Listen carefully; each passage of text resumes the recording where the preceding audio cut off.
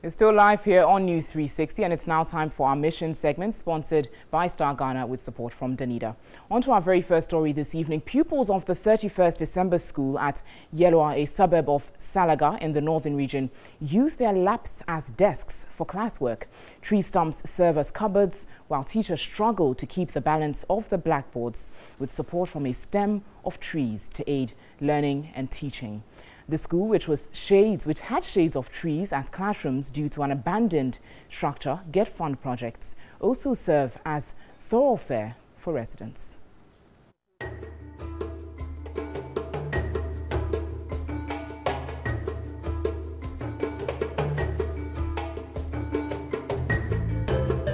Established by the 31st December Women's Movement in 1996, as a kindergarten with a smaller population in this building, the school now has a larger population of over 600. With additions of primary and GHS, the need for infrastructural expansion became imminent. Thus, the start of this Get Fund school building project in 2011, but was abandoned halfway into the project. The situation has left the school with no choice but to hold primary and KG classes under these trees. 0.123 to change it to proper fraction. The answer will be what? 123/1000.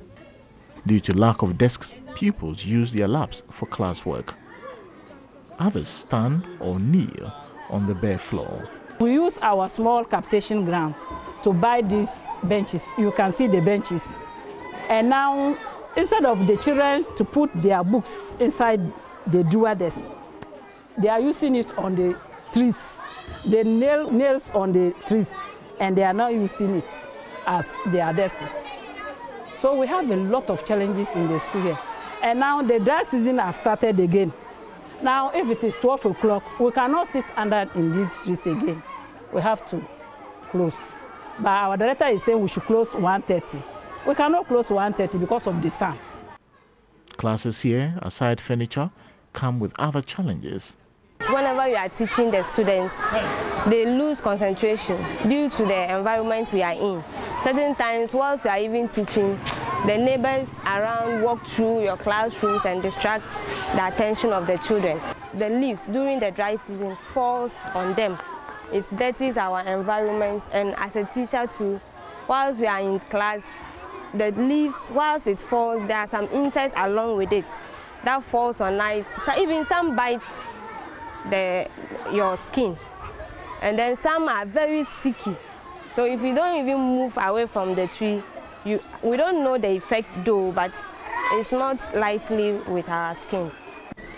With over 50% of the 154 primary and KG schools in the district lacking the required number of classrooms, the District Education Director, Mohammed Abu Baba, is worried the situation is affecting performances across the district. Performances has not been the best. And looking at the results spanning from the last 3 years, it was not the best. 17%, 16.5%, 27%, 77.1%, and a lot of dropouts. But I've always been telling people, if you see students failing at the BEC level, it means they failed right from the kindergarten level or the primary level. That's a carry-over effect. And I have always been preaching. I know maybe sometime to come people will buy into that idea. And I think we want to experiment it maybe this year. If you are a KG teacher and you are rolling children to KG2, you have to have a comprehensive report of all the pupils based on those subjects area. Then you can push them to the next teacher who will take over. There are some of these children, some are very slow learners and others are fast learners. So if you are able to identify them, then you will know how to handle them. Because if the foundation is porous, the top will equally be porous. And that is the situation here.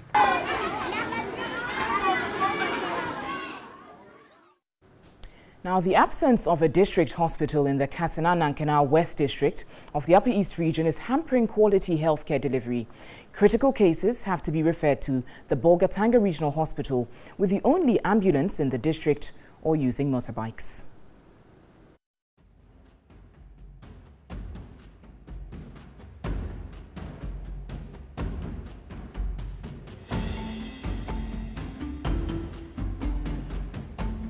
The Kassena Nankana West District was carved out of the Kassena Nankana Municipal in 2008.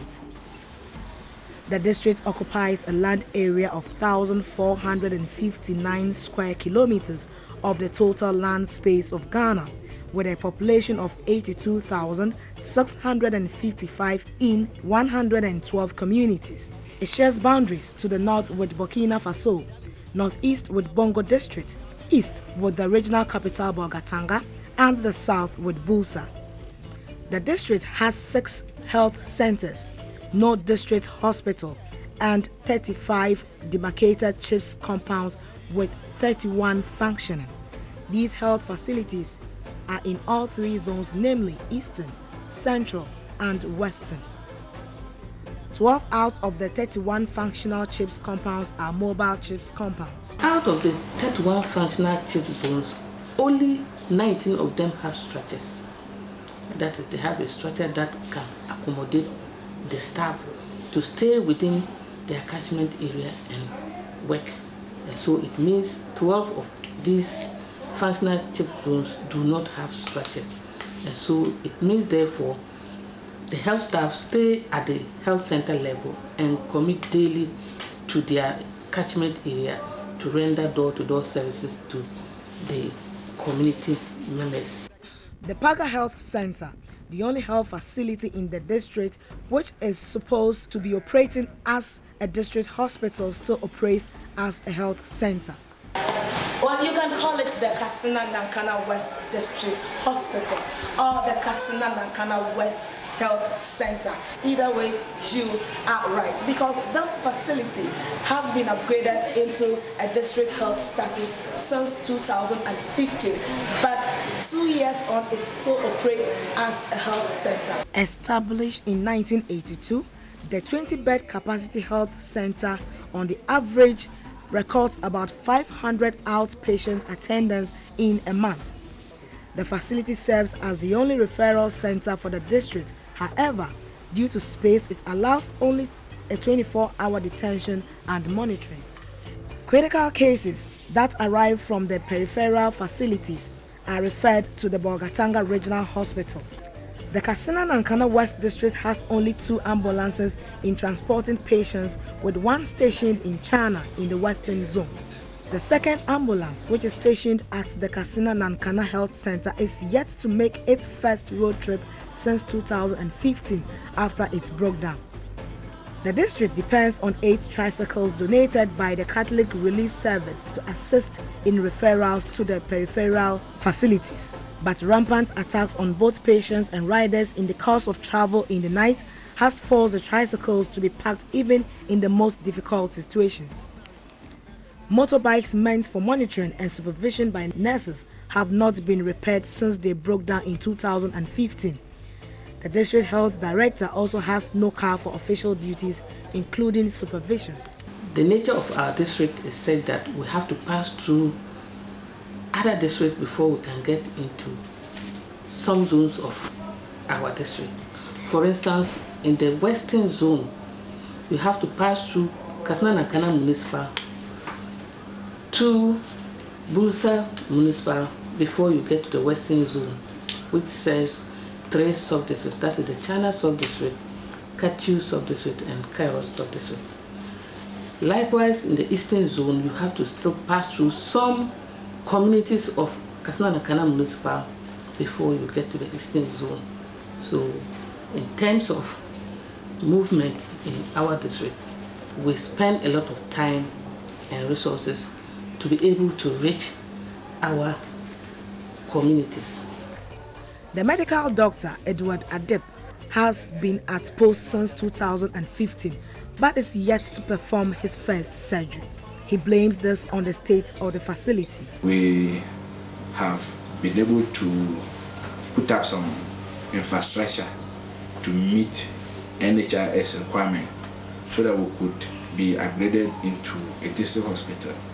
But after delaying in even coming to inspect the facility and giving us their findings, they came and they couldn't upgrade the facility into a hospital status, and they faulted it based on the fact that our infrastructure was inadequate.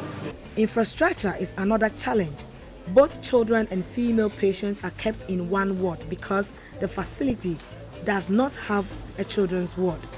The youth of Paga, in their quest to assist the health center to get upgraded, began the construction of a theater the beginning of this year.